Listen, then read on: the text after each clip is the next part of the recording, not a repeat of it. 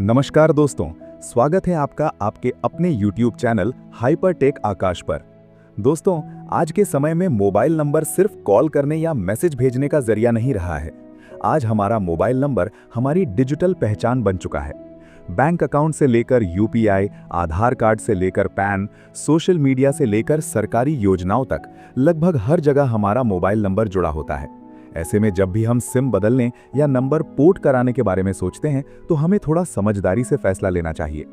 आज की इस वीडियो में हम बात करने वाले हैं कि बार बार सिम पोर्ट करवाना सही है या नहीं, इसके फायदे क्या हैं, नुकसान क्या हैं और क्या आगे चलकर इससे कोई बड़ी समस्या हो सकती है।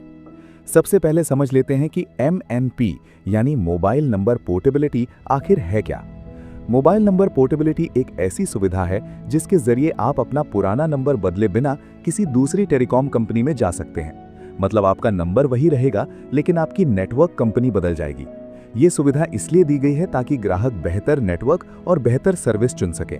अब एक जरूरी नियम समझ लीजिए, जब आप किसी कंपनी में पोर्ट इन करते हैं तो उसके बाद 90 दिनों तक आप दोबारा पोर्ट नहीं कर सकते, यानी हर 90 दिन बाद ही आप कंपनी बदल सकते हैं। ये नियम सभी टेलीकॉम कंपनियों पर लागू होता है। अब बात करते हैं सिम पोर्ट करवाने के फायदों की। सबसे पहला फायदा है बेहतर नेटवर्क कवरेज। अगर आप ऐसी जगह रहते हैं जहां आपका मौजूदा नेटवर्क सही से काम नहीं कर रहा, कॉल ड्रॉप हो रही है, इंटरनेट स्लो है या सिग्नल कमजोर है, तो पोर्ट करना एक अच्छा विकल्प हो सकता है। कई बार सिर्फ कंपनी बदलने से ही नेटवर्क की समस्या खत्म हो जाती है और आपका अनुभव काफी बेहतर हो जाता है।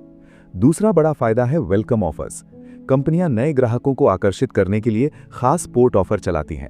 कम कीमत में ज्यादा डेटा, अनलिमिटेड कॉलिंग, अतिरिक्त वैलिडिटी या कभी-कभी OTT सब्सक्रिप्शन भी दिया जाता है।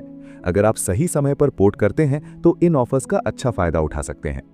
तीसरा फायदा है बेहतर इंटरनेट स्पीड। हो सकता है आपकी मौजूदा कंपनी आपके क्षेत्र में अच्छी स्पीड न दे रही हो, लेकिन दूसरी कंपनी उसी जगह बेहतर 4G या 5G स्पीड दे रही हो। ऐसे में पोर्ट करना फायदेमंद साबित हो सकता है। चौथा फायदा है बेहतर कस्टमर सर्विस। अगर आपकी कंपनी शिकायतों का समाधान सही तरीके से नहीं करती या कस्टमर केयर का अनुभव खराब है तो कंपनी बदलना एक समझदारी भरा फैसला हो सकता है। अब यहाँ तक तो सब ठीक है, लेकिन असली सवाल आता है कि क्या बार बार पोर्ट करवाना सही है। अब बात करते हैं नुकसान की, जो अक्सर लोग नजरअंदाज कर देते हैं। सबसे पहला नुकसान है OTP और SMS की समस्या। जब आप पोर्ट करते हैं तो 24 से 48 घंटों तक SMS सेवा अस्थायी रूप से बंद हो सकती है। इस दौरान आप UPI पेमेंट, गूगल पे, फोन पे, नेट बैंकिंग या डेबिट कार्ड से जुड़े ट्रांजैक्शन में परेशानी महसूस कर सकते हैं, क्योंकि OTP नहीं आएगा। और अगर उसी समय आपको कोई जरूरी भुगतान करना हो तो बड़ी समस्या खड़ी हो सकती है। दूसरा नुकसान है बैलेंस और डेटा का खत्म हो जाना। बहुत से लोग रिचार्ज कराने के तुरंत बाद पोर्ट करा लेते हैं, लेकिन ध्यान रखिए, पुरानी कंपनी का बचा हुआ डेटा या टॉक टाइम नई कंपनी में ट्रांसफर नहीं होता, सब खत्म हो जाता है।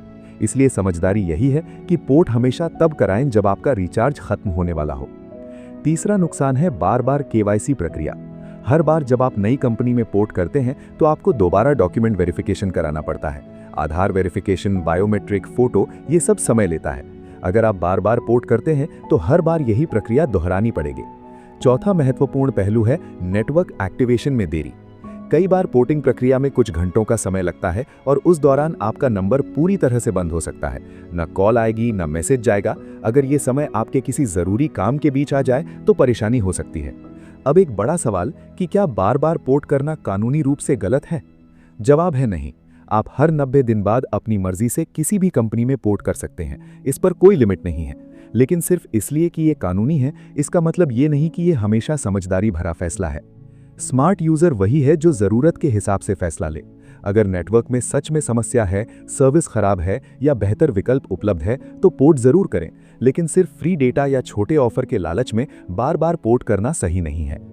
मेरी व्यक्तिगत सलाह यही रहेगी कि आपका जो मुख्य नंबर है, जो बैंक और आधार से जुड़ा है, उसे एक स्थिर और भरोसेमंद नेटवर्क पर रखें।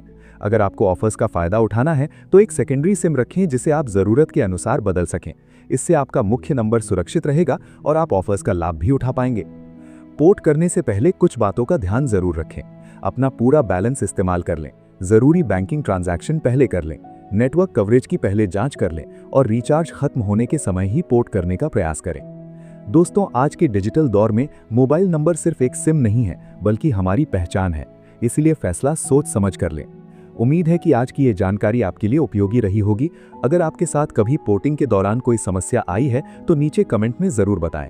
वीडियो पसंद आई हो तो लाइक ज़रूर करें और चैनल हाइपरटेक आकाश को सब्सक्राइब करना बिल्कुल मत भूलिए। मिलते हैं अगली शानदार और काम की जानकारी के साथ। धन्यवाद।